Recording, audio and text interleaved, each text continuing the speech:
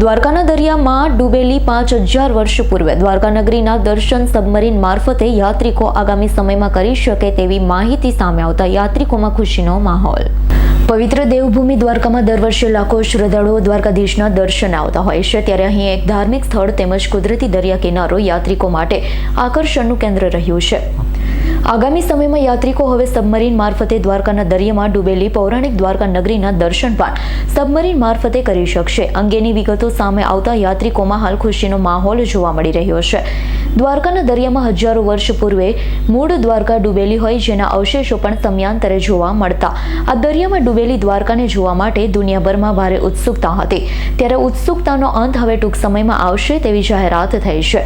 આગામી સમયમાં દ્વારકાના દરિયામાં ડૂબેલી અતિ પૌરાણિક દ્વારકા નગરીને સબમરીન મારફતે યાત્રિકો નિહાળી શકે છે। એક મઝગાંવ ડોક કંપની સાથે ગુજરાત સરકાર દ્વારા સમજૂતી કરવામાં આવી છે। સત્તાવાર જાહેરાત આગામી સમયમાં થશે। મળતી માહિતી અનુસાર આ સબમરીનમાં એક વખત 24 જેટલા યાત્રિકો અને 6 ક્રૂ મેમ્બર દરિયામાં જઈ શકશે। આગામી સમયમાં દ્વારકાના દરિયામાં સબમરીન મારફતે યાત્રિકો દરિયાઈ જીવ સૃષ્ટિની સાથે અતિ પૌરાણિક દ્વારકા નગરીના અવશેષો પણ નિહાળી શકશે। સબમરીન દ્વારકાના દરિયામાં જોવા મળશે। હજારો વર્ષ પહેલા દરિયામાં ડૂબી ગયેલી ભગવાન શ્રી કૃષ્ણ દ્વારા વસાવવામાં આવેલી દ્વારકા નગરીના દર્શન યાત્રિકો માટે સરળ બનવા જઈ રહ્યા છે। ગુજરાત સરકાર દ્વારા મૂળ દ્વારકાના દર્શન માટે અરબી સમુદ્રમાં સબમરીન ચલાવવાની તૈયારીઓ પૂર્ણતાના આરે છે। ભારત સરકારની કંપની સાથે ગુજરાત સરકારે તાજેતરમાં જ MOU કરવાની તૈયારીઓ દર્શાવી છે। યાત્રાધામ દ્વારકાને પ્રવાસન ક્ષેત્ર વધુ એક નવું સ્થળ મળશે। સબમરીન પ્રોજેક્ટ અંતર્ગત યાત્રિકો દ્વારકાના સમુદ્રના પ્રવાસ કરશે। સબમરીનની ક્ષમતા 24 પ્રવાસીઓ આરામથી બેસી શકે તે પ્રકારે સબમરીનની ડિઝાઇન તૈયાર કરાઈ છે। યાત્રિકો ઉપરાંત પ્રોફેશનલ ક્રૂ મેમ્બરો પણ આ સબમરીનમાં રહેશે। 2 પાયલોટ, 2 ડ્રાઈવર, 1 ગાઈડ, 1 ટેકનિશિયન સાથે રહેશે, જ્યારે સબમરીનનું અંદાજિત વજન 35 ટન જેટલું હશે। પાણીની અંદર સ્થિરતા અને સુરક્ષાની ખાતરી આપશે। સબમરીન દરિયામાં 300 ફૂટ ઊંડે જઈ શકે તેવી માહિતી મળી રહી છે। યાત્રિકો દરિયાના અંદરના રહેલા અલભ્ય જીવોને જોઈ શકશે। દ્વારકામાં સબમરીનની સુવિધા શરૂ થઈ યાત્રાધામ દ્વારકાના વિકાસના દ્વારા પણ દ્વાર ખુલે તેવી શક્યતા દેખાઈ રહી છે। સબમરીનના આવવાથી યાત્રિકો વધુ એક સ્થળની મુલાકાત લઈ શકશે, ત્યારે સબમરીનના પ્રવાસનો આનંદ માણવા માટે દ્વારકામાં આવતા યાત્રિકો હાલ અધીરા બન્યા છે। मैं राखी शर्मा, मैं कृष्ण जन्मभूमि मथुरा से हूँ और हम लोग अहमदाबाद में रहते हैं। हम लोग हर साल एक टूरिस्ट बस लेकर आते हैं और उसमें हमारे सारे रिलेटिव्स होते हैं और हर साल कहीं ना कहीं किसी भी धार्मिक जगह पर जाते हैं। तो इस बार हम आए हैं द्वारिका और सोमनाथ के दर्शन करने के लिए। तो हमने द्वारिकाधीश के तो दर्शन किए, अब हम यहाँ महादेव के दर्शन करने आए हैं और अब हम जाएंगे भेट द्वारिका।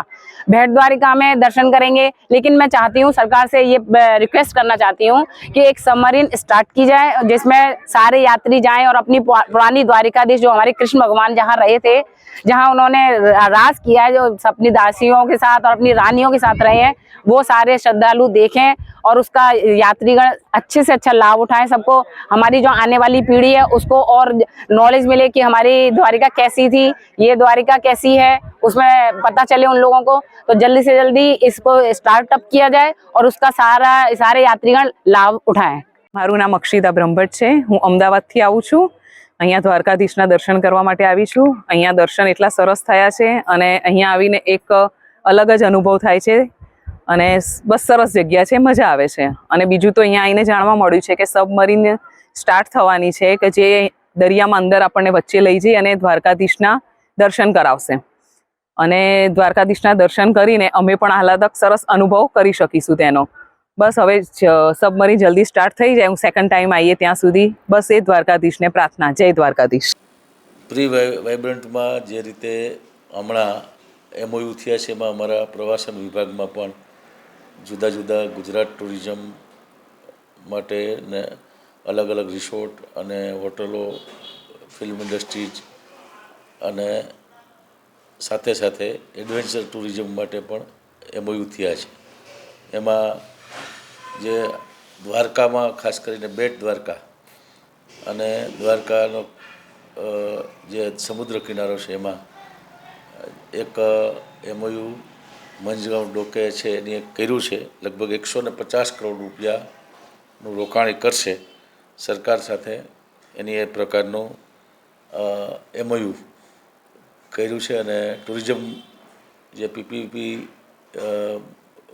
થી જે કંઈ આ પ્રકારના પ્રવાસનને વેગ આપવા માટેના પ્રયાસો કરે છે. એમાં આ મંજગાંવ ડોકે છે એનો આ પ્રોજેક્ટનું MOU થયું છે અને આગામી સમયમાં આ પ્રોજેક્ટ છે એ આવતા દિવાળી સુધી પૂર્ણ થાય એ પ્રકારનો અત્યારે અંદાજ છે.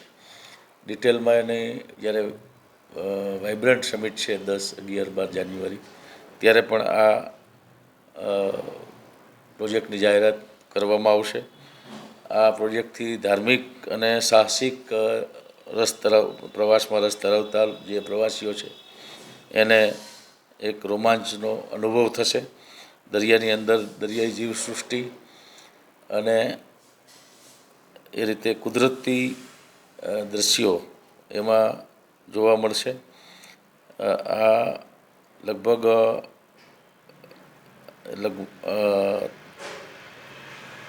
એ નીચે દરિયામાં 300 ફૂટ સુધી અંદર જશે અને એમાંથી દરિયાઈ જીવસૃષ્ટિ જોઈ શકાય. આપણા બેટ દ્વારકાની પાસે વેલ માછલીથી માંડી અને અનેક દરિયાઈ જીવસૃષ્ટિઓ છે એ પણ જોઈ શકાશે. આ સબમરીનનો પ્રોજેક્ટથી લગભગ આપણા દેશમાં પહેલો પ્રોજેક્ટ છે કે જે અહીંયા બેટ દ્વારકામાં થશે ને દ્વારકા કોરિડોર જે થઈ રહ્યો છે એમાં આ એક મહત્ત્વનું જે પ્રોજેક્ટ છે એનું MOU હમણાં થયું, જેનાથી આપણા દેશ અને વિદેશી પ્રવાસીઓ પણ આ દરિયાઈ જીવસૃષ્ટિ છે એ આ પ્રોજેક્ટથી જોઈ શકશે અને પ્રવાસનને ખૂબ વેગ મળશે.